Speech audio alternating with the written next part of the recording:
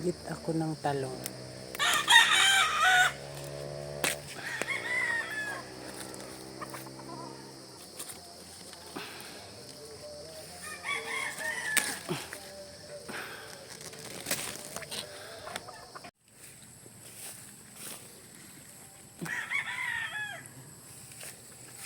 Tsaka ito. Ayan. Salita.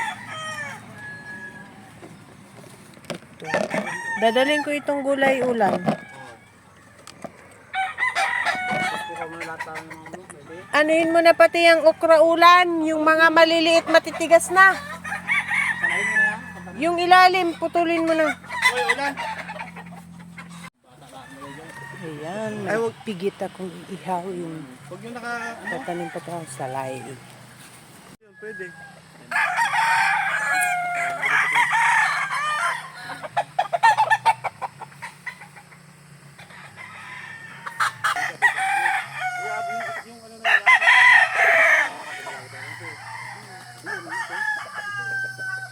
Ayan, bye muna ulit mga Nokis. Uuwi na muna kami at magpapatukak pa ng mga manok sa bahay.